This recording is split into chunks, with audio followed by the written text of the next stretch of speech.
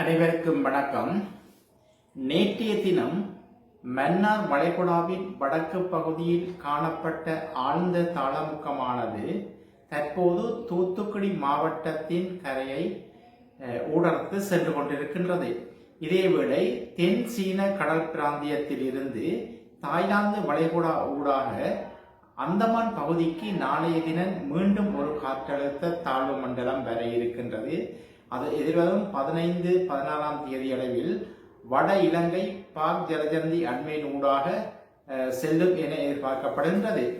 அதேவேளை இன்று காலை 5:30 மணிக்கு இலங்கை வளிமண்டலவியல் ஆராய்ச்சி திணைக்களத்தினால் வெளியிடப்பட்ட வானிலை அறிக்கையில் வடக்கு, வடமேற்கு, வடமத்திய மாகாணங்களின் சில பகுதிகளில் அவ்வப்போது மழை அல்லது இடியுடன் கூடிய மழை காணப்படுவதுடன் நாட்டின் ஏனைய பிரதேசங்களில் மாலை வேளைகளில் அல்லது இரவு வேளைகளில் மழை அல்லது இடியுடன் கூடிய மழை காணப்படும் என அந்த அறிக்கையில் தெரிவிக்கப்பட்டுள்ளது.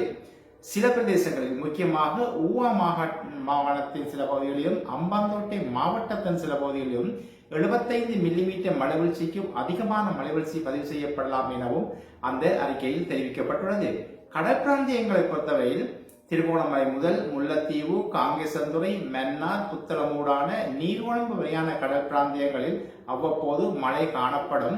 இக்கடல் பிராந்தியங்களில் காற்றின் வேகமானது மணித்தியாலத்துக்கு 30 கிலோமீட்டர் முதல் 40 கிலோமீட்டர் வரையான வேகத்தில் வடகிழக்கு திசையிலிருந்து காற்று வீசுவதுடன் இந்த காற்றின் வேகமானது ஏனைய கடற்பிராந்தியங்களில் மணித்தியாலத்துக்கு 20 கிலோமீட்டர் முதல் 25 கிலோமீட்டர் வரையான வேகத்தில் வீசும் என எதிர்பார்க்கப்படுகின்றது.